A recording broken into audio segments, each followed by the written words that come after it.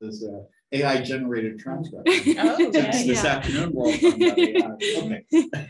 Okay. Okay, the recording has started. So, so everyone here, yeah, there's only 5 of us, Lynn mentioned, or is maybe more, 1, 2, 3, 6, 7, yeah. Okay. So we were hoping for more, but people are tired, and there's 2 sessions on ChatGPT and AI later today that we have a lot of people signed up for. And for some reason that seemed to be more of interest, but we thought maybe we'd talk about first some ways in which the reading group in the book, Inclusive Teaching, has changed our perspective on how we teach or on what constitutes inclusive teaching.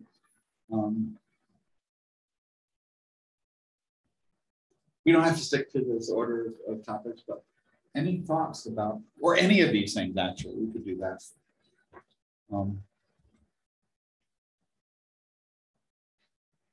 What are some of the main takeaways from inclusive teaching?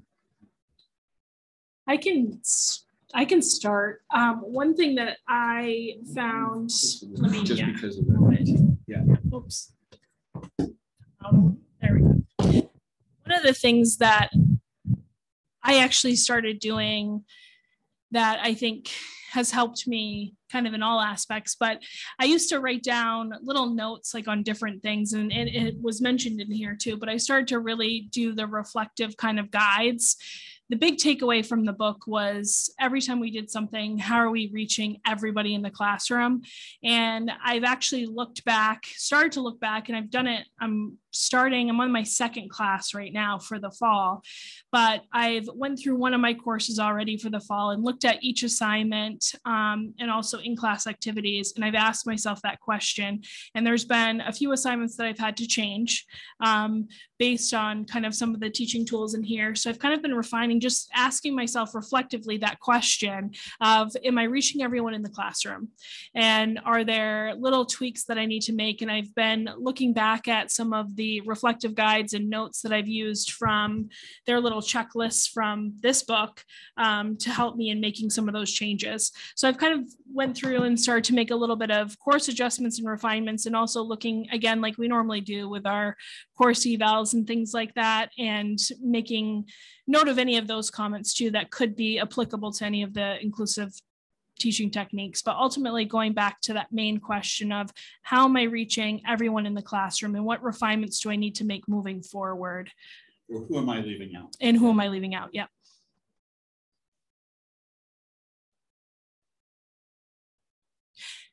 And I think that's something I'll be doing after every class as well. I think it's an ever evolving thing. It's not something I'll stop doing. It's going to be a continuous professional development task, I think. It's really nice framing of all the topics that were discussed in the book. Yeah, I think the who am I leaving out question, who am I excluding, is something I've added to my reflection and thinking, and like when I'm designing something, that's something I now make a point to ask, which has been really helpful. On a more frivolous note, the many things where they're like, oh, you can use name tents and cards and things to show off that. I finally am getting my my contact lens prescription updated so I can actually do that, because I couldn't see well enough to do it previously. So it's like, oh, it seems like that's really valuable, so I should probably be able to see. The frivolous thing I have done. Okay, Ebru, if you could stop the sharing. We thought since there's only a few questions, maybe we could just leave it open. I'm sorry, I didn't realize. I thought I was looking at it. No, sorry. So sorry. Other takeaways from the reading group, things that you've done different, or you might be doing differently going forward, things that you might not be doing in the same way you did before, and so forth. So I can go about name tags.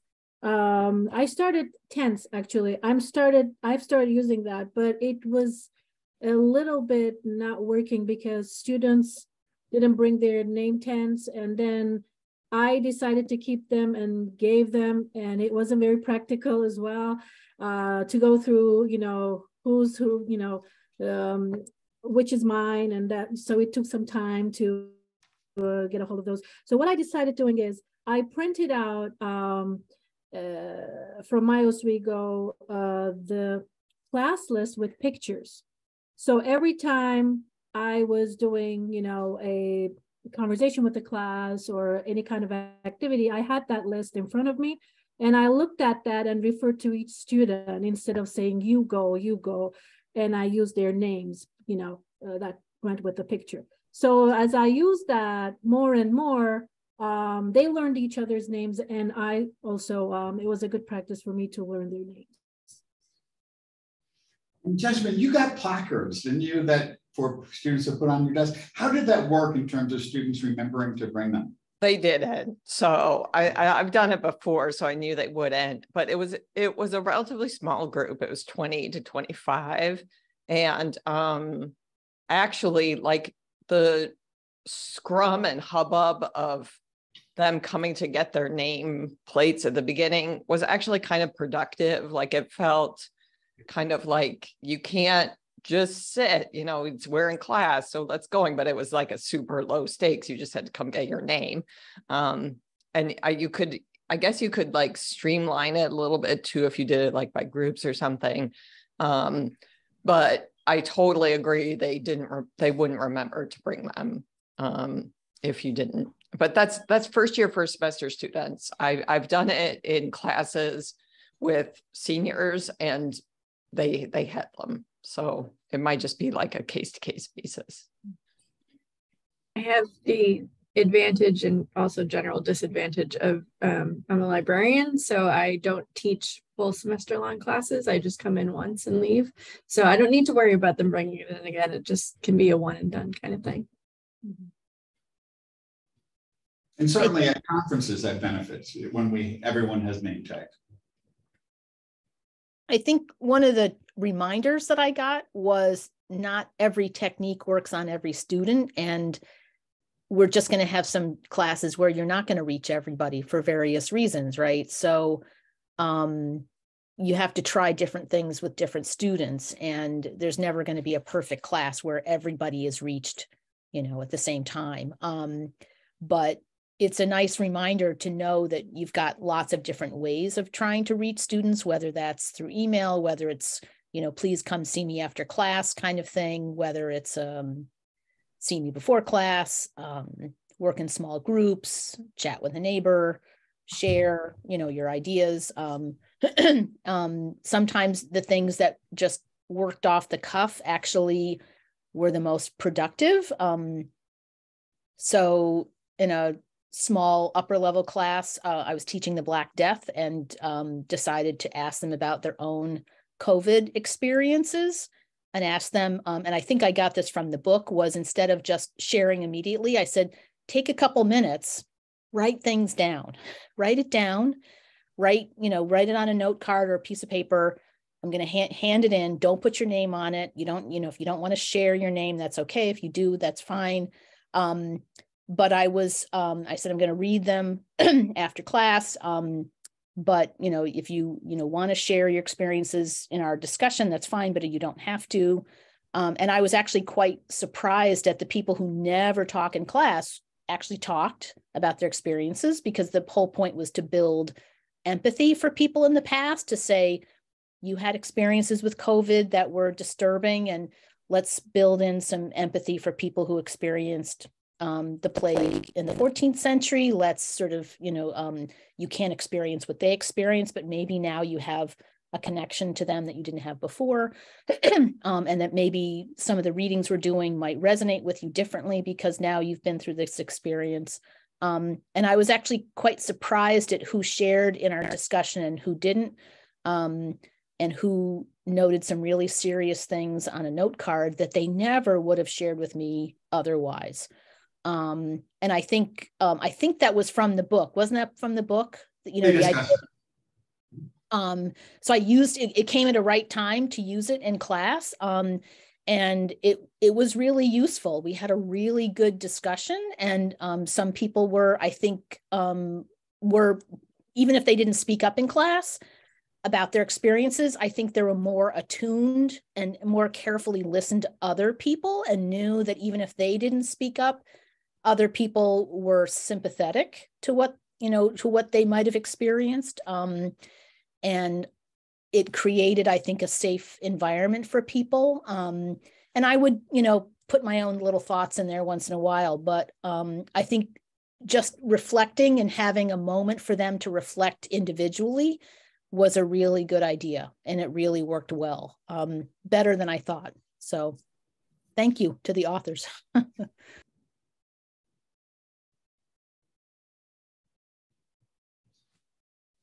And I was going to note just one thing that I know we talked a lot about over this course of the spring semester, about just the small things that are not overwhelming that we could do. And I don't know why, but just at the very beginning of the book, right in the preface, the important lessons that we've learned about language and just changing our language from, underrepresented minorities to minoritized. In my presentations, the way that I'm using language and achievement gaps, changing the language, right, to, how they had mentioned in here, from multilingual, monolingual, those types of things.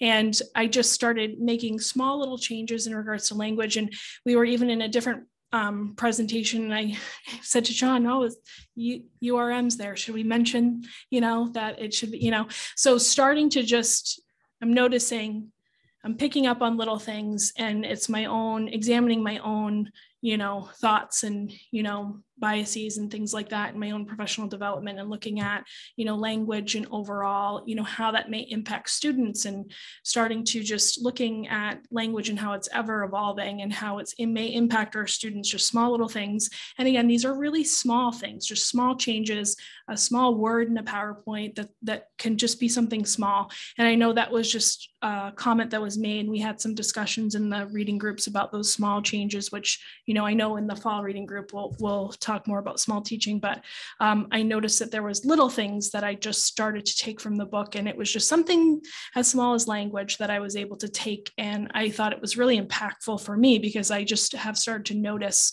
more and more in meetings I'm in and presentations I'm doing that I'm making those changes. And the specific context of that was we now have a much better dashboard, which actually was partly inspired by the work that Vicki Sathi and Kelly Hogan has done in popularizing the use of their dashboard. But in our dashboard, it uses the category of underrepresented minorities. Yeah.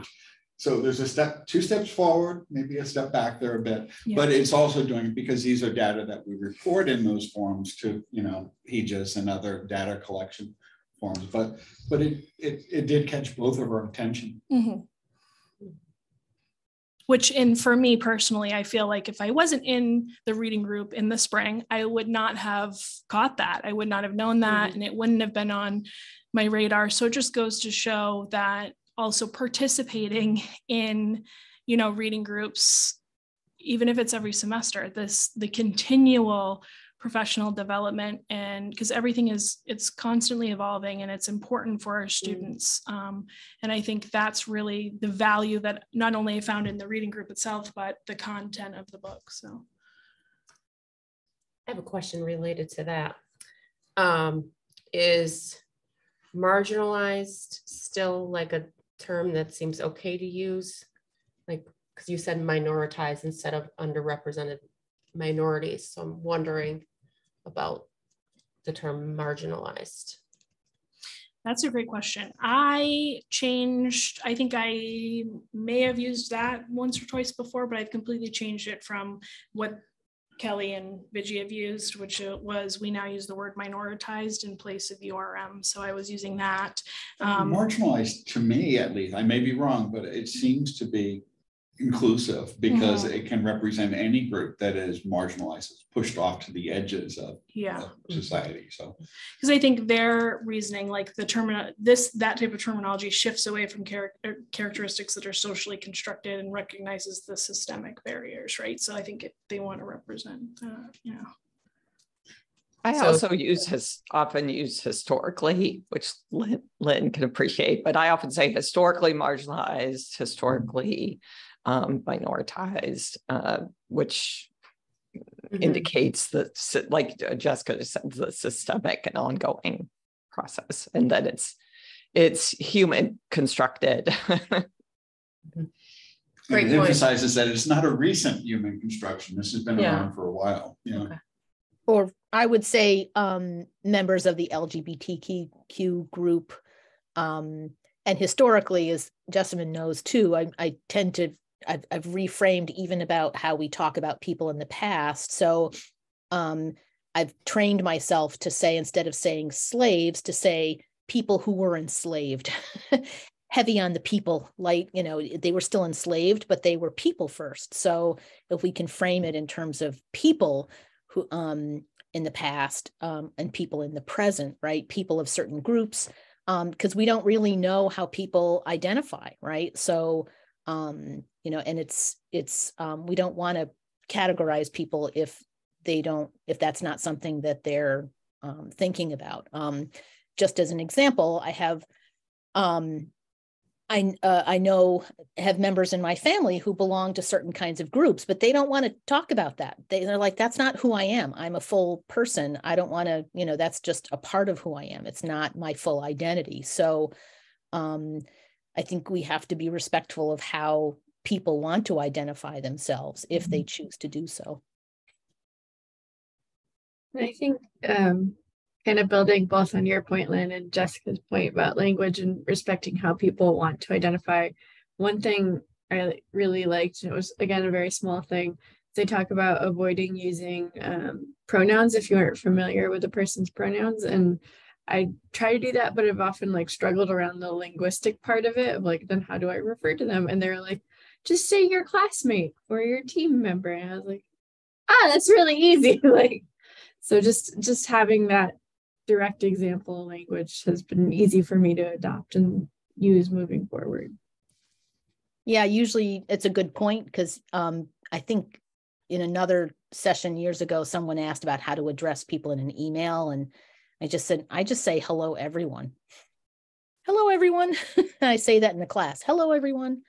Hello, everybody. And I think part of it is training ourselves and retraining ourselves just to keep consistently use that. And then also we're modeling that for our students, right? To make note of that. In fact, when I sort of retrain myself to say people who were enslaved, years ago, a student came up to me after class and said, wow, I'm really glad you said that. That's really important. I really feel like they should be, respected as people first, instead of just calling them slaves. And I was like, yeah, I totally agree. And I said, I'm really glad you said that, because that confirmed what I was trying to do. And somebody picked up on it. And I was really happy about that.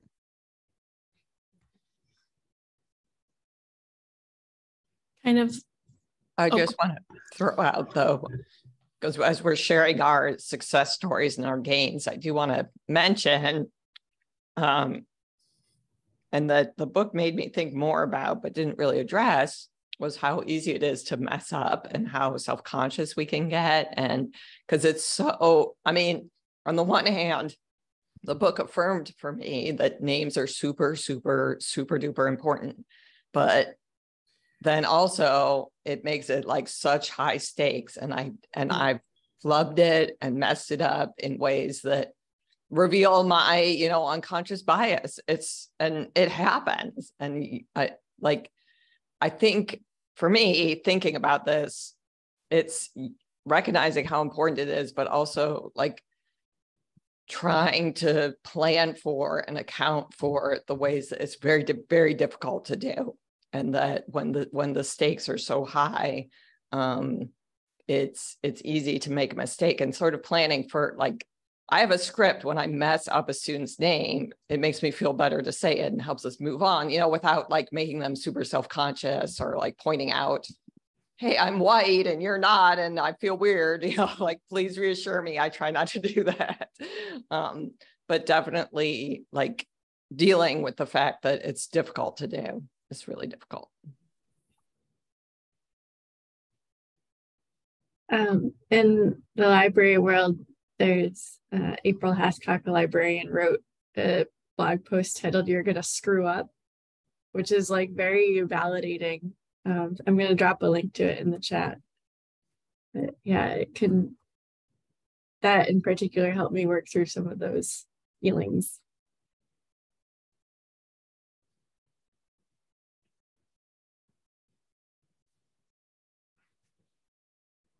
And if you do some sort of discussion about classroom discussions and setting up guidelines, mention that we will from time to time make mistakes, but feel free to call us out on that and let us know when we do that. Yeah, normalizing those feelings of imposter syndrome. Yeah, some of my biggest failures in the health field, I'll tell my students, are most notably my biggest successes, because they taught me the most about the field, and they were the most valuable experiences for me. And sometimes the students are like, really, you know, it kind of, they like to know about us. They like to know that we're human and that, you know, we fail. And so I think that really builds a rapport with them. They like to know those things about us.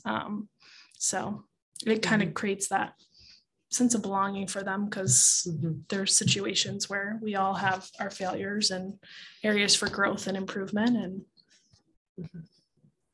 And normalizing that for students is really healthy. Yeah.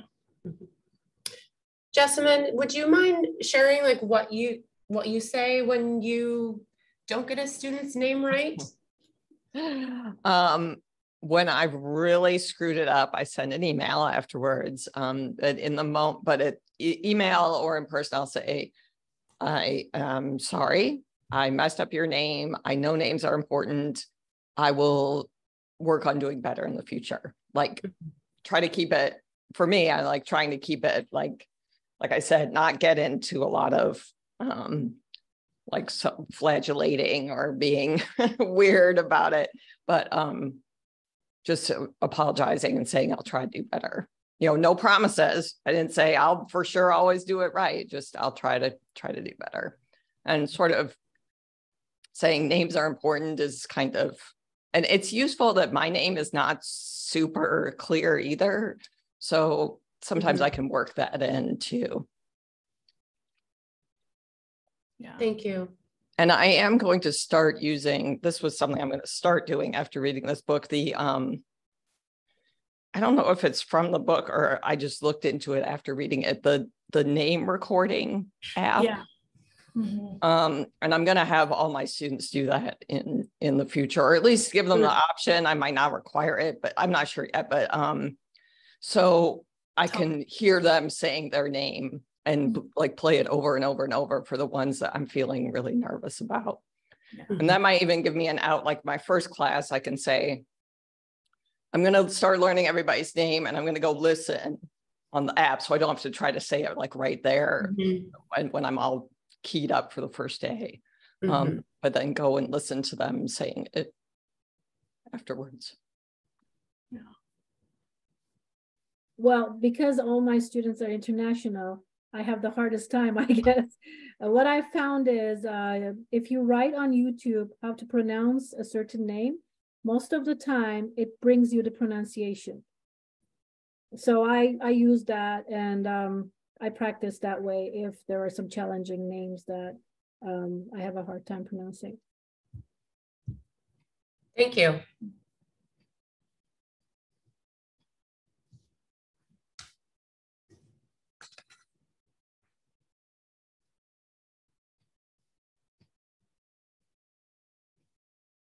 Other takeaways, things that really will stick with you.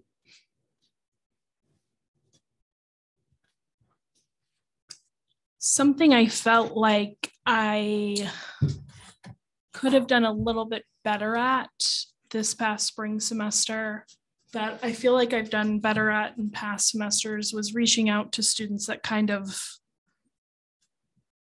I guess, went ghost a little bit. I felt like time got away with me. I had some other things going on in spring semester, so I didn't reach out as often as I normally would to those students that kind of go ghost.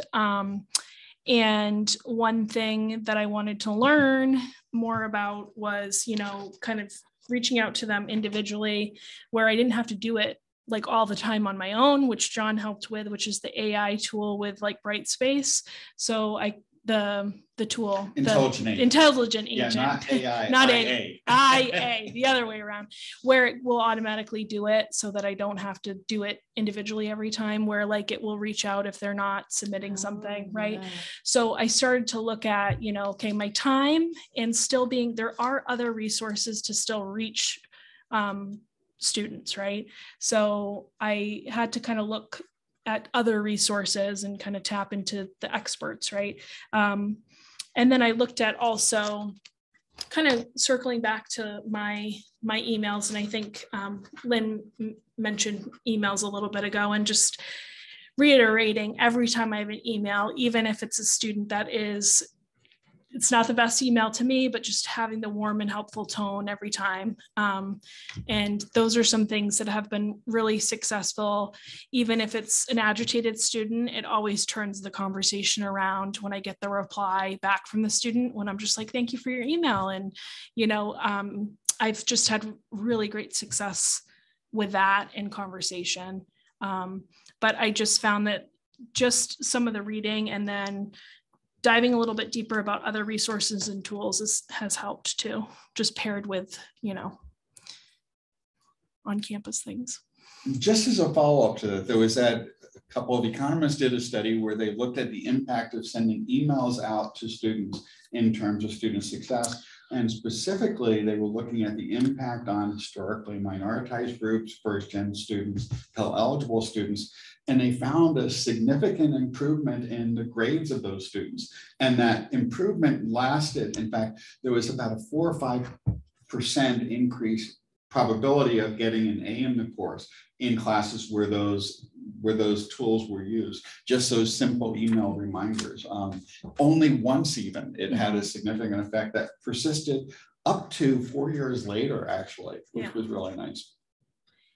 And just to add to what John said, there is also, because I'm in the health field, there is a correlation there with, when we talk about mental health, somebody caring, right? Mm-hmm. If you are reaching out and, we talk about suicide prevention and, somebody reaching out and asking if you're okay, that's a huge, aspect of prevention. So a lot of times people are going about their day wanting somebody to ask them if they're okay, and they never get an email, they never get that. So it's also important, I think, about that, just overall health, not just academically. If our students are ghost, what's happening other than academics?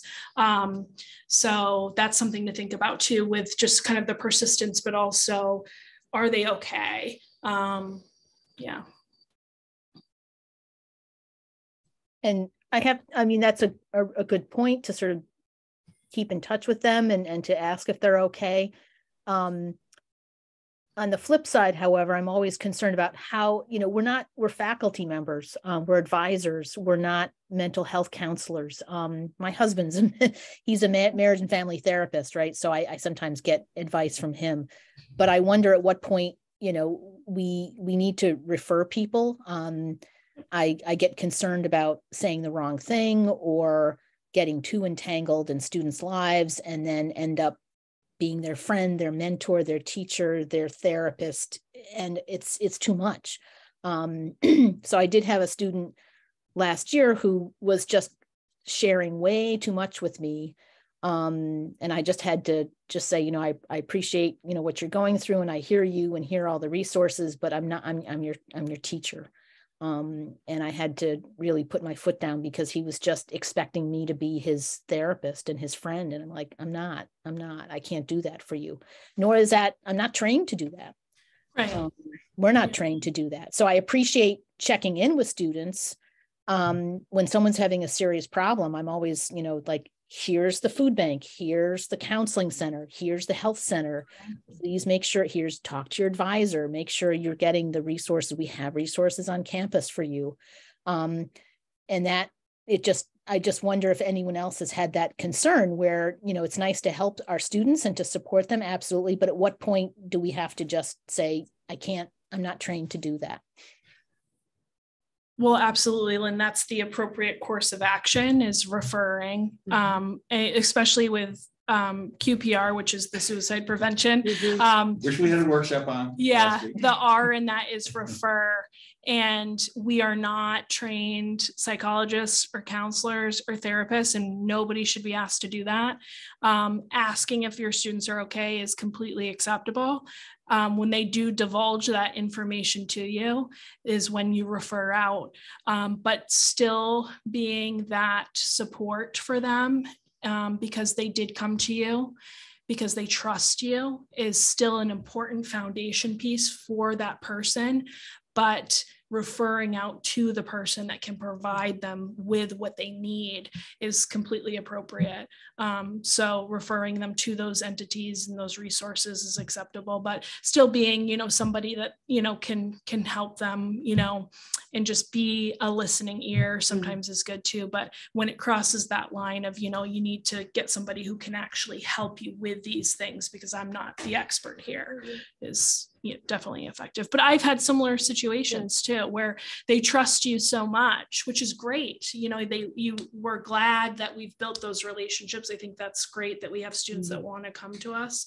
And I think that's a great foundation, but referring out is, Yeah, I've had similar conversations with students. And like one thing that I've said is, have you talked to a counselor about this? And then if they say no, you can then, let them know about the resources. And then, depending on what the situation is, it might be, well, have you, talk to a lawyer about this? Did you know that there is a lawyer who comes to campus that students can consult with? So, and sometimes when I've encountered students that feel reluctant to go to counseling for whatever reason, depending on the student, I might describe to them what happens in a counseling situation, or what happens in a counseling session. Lots of staff people on campus have been to counseling in the past. So if it's relevant for the conversation with the student, without giving them details of why you went to counseling, you could say, well, I've been to, counseling before, and this is what it's like. Because they might have this idea built up in their head about what it's going to be, and it may be completely inaccurate. So sometimes helping them know, what to expect, and how, friendly it's going to be, and how the person is not going to judge them, and they're not going to see them later on campus and be like, oh, I remember you, you can't, so, maybe normalizing it and helping them see it as less scary. And I think with our reading group with Sarah Rose Kavanaugh's Mind Over Monsters, about the mental health crisis affecting youth today, that will be a great book for our reading group with this topic, particularly, I think, for faculty, staff, and kind of looking at, our students as well. But also we have to remember our faculty too, and what we go through. So, because again, even with something as simple as remembering names, I'm sure, Jessamyn, you may feel the same way. Sometimes if I get a name wrong, the rest of my day, the anxiety is sometimes my day can be ruined with anxiety about that. So I have a lot of anxiety and worry about things too. So there's, our own mental health, issues as faculty and staff too. So, but that'll be a great reading group book too. A little plug there. Following up on Allison, what you were saying about, normalizing it and sharing your own experiences. Sometimes if it's appropriate, I'll also ask, would you like me to walk over with you? Just to, because it can ease that sense of what if I can't find it? Especially some of the resources like shop in the basement of the library. Chances are they're not going to find it. So having someone walk them down is helpful. So I think thinking of being both the emotional support and the practical ness of just making sure they find their way there even after you've recommended it can be helpful.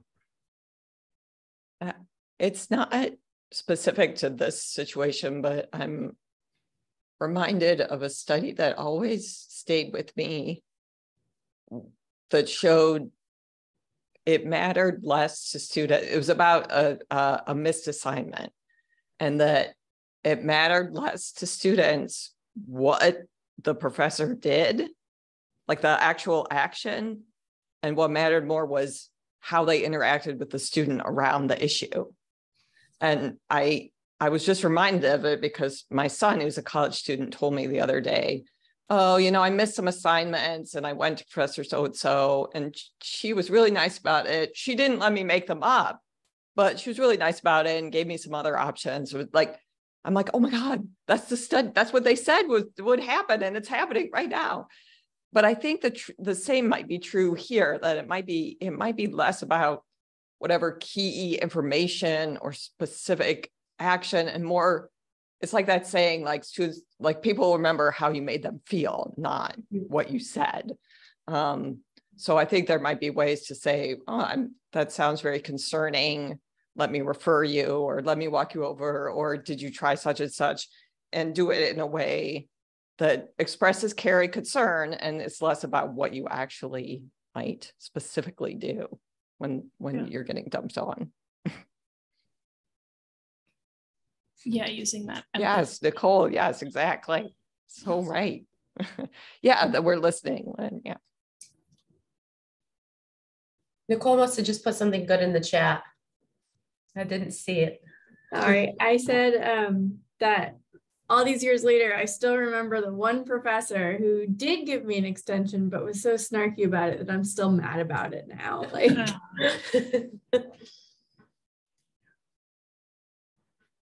I'm curious now what the professor said, Jessamyn, to my son. Yeah. Because she said, you can't make up that assignment, but remember there is that extra credit possibility, and remember you're doing really well in this area, and so when we look at your grade, that missed assignment isn't going to be. So she took some time, she heard him and responded in a way that conveyed she wanted him to succeed. She did not give him an extension or accept the assignment, but it was the interaction. Does that make sense? Yeah. And I guess after COVID, right, I've struggled a little bit with, still providing the empathy for students that, are struggling with certain things, and with giving extensions, and still providing the rigor and sticking to my, what I have written, depending on the circumstances. So that's a great way of still providing the empathy, but sticking to, right, I need to remind myself, we're not still in this, emergency of transition here, and things are back to normal. So it's just a great way to kind of bring me back to a simple statement of,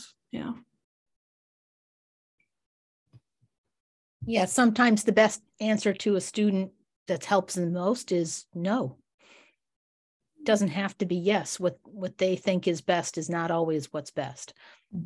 Right. And just, if I don't know if anyone was on the 9 o'clock meeting this morning with Amy, it relates to this, is what she said is we're try to think about things that are positive in their lives, things that are going to help them. And the way I translated that to what you were saying, Jessica, was let's not go back to what you didn't do in the past. Let's work on how you can do better in the future. Or let's think about how you can, let's meet to talk about the next assignment. I've had students who say, it's April, can I make up something we did in January? I'm like, no, it's too late. Like, no, why would you waste your time doing something that you should have done 4 months ago. Instead, let's focus on what we're doing next week. Come talk to me. Let's have a conversation. Let's sit down and think about ways you can improve for next week. But it resonated that what Amy was saying this morning in her session at 9 was thinking about the positive and thinking about what we can do to reflect on the positive things. Like what happened in the past, let's keep moving forward. So I'm glad you raised your son's experience, because I think the older I get, the more experience I have, the more I'm willing to say, no, you can't do that, but let's see what else you can do instead. Mm-hmm.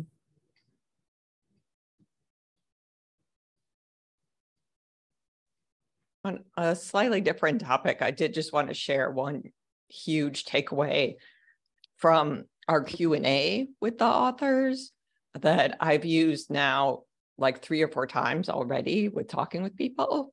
And it was when Viji said in response to, well, students should be able to do this. We can't call them this. They should be able to do this. They were coming to unprepared. And she said, they're here. That decision was already made. Like, you don't get to say whether or not they belong. The admissions office already decided. So here we have your students, and now the job is to teach them. And that's been super helpful. I think especially for academics who tend to like assume they know everything about everything. Like they assume they're admissions experts. Like it's the decisions made. So now our job is to teach the students we have.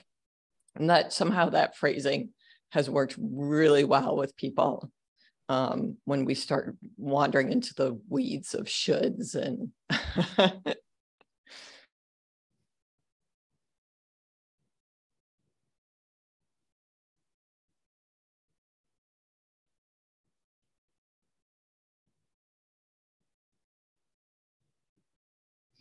Well, one question we had on that list of questions is, how can we spread this further in our institutions? I know we're certainly interested in that here in the teaching center, and I know Jessamyn is as well, but there's a lot of non-inclusive teaching practices, and the discussion of a positive tone and so forth reminds me of so many syllabi that I've seen in the past. What can we do to spread this within our departments and our institution? I feel like students' success and equity and inclusion is like such a, it's a goal of the whole institution. We have like, it's a priority of the provost, is a priority of the, the new president that was just announced. You may have seen the white smoke rising up in response to the announcement.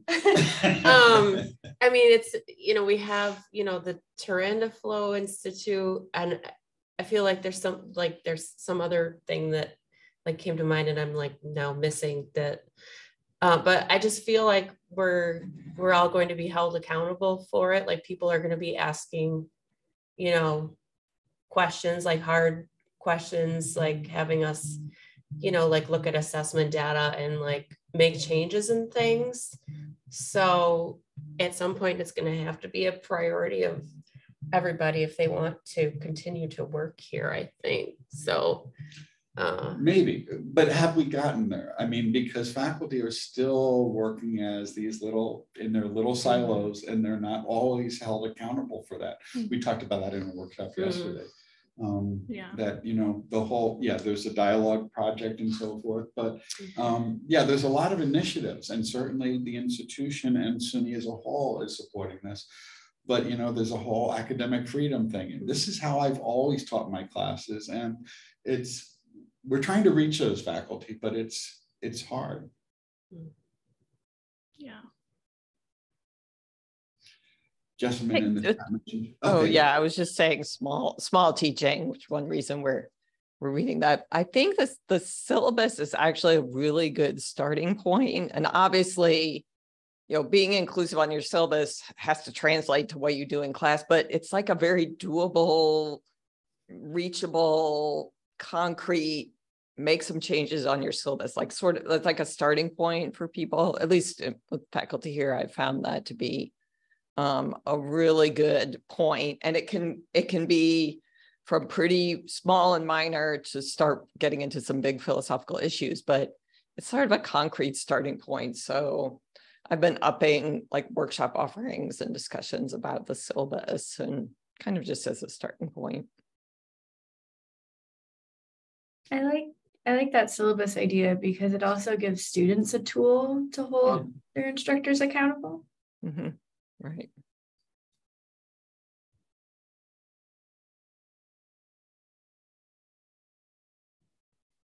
And it gets to some like really foundational things: attendance, phone usage, deadlines, you know. And it's a nice way of doing a course redesign workshop while calling it the syllabus workshop. Right. we did a couple of times. We did a syllabus workshop that were 4 days at 3 hours a day. So they were 12 hours of that, which was really a redesign of the course because it talked about assessment, it talked about learning activities, and all the things we design into our courses, and including the tone of the courses. Maybe we should do that again. Mm-hmm.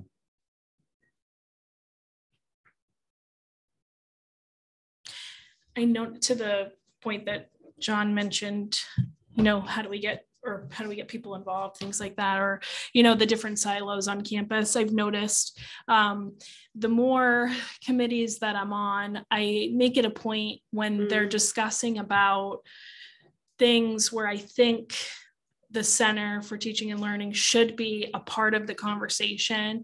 I'm part of the Committee for Teaching and Learning on campus. I work with John and Maggie here. I make it a point to have the conversation about there should be some integration here.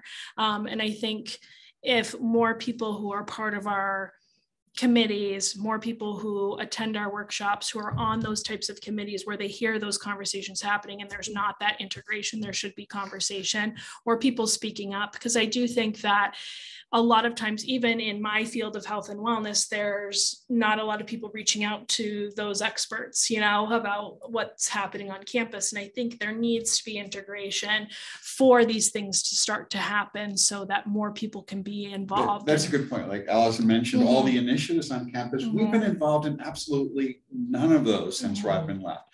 And it's something I've been arguing for years that, you know, if we're going to be talking about inclusive practices, maybe teaching has something to do with that, because that's where students spend most of their contact time with instructors.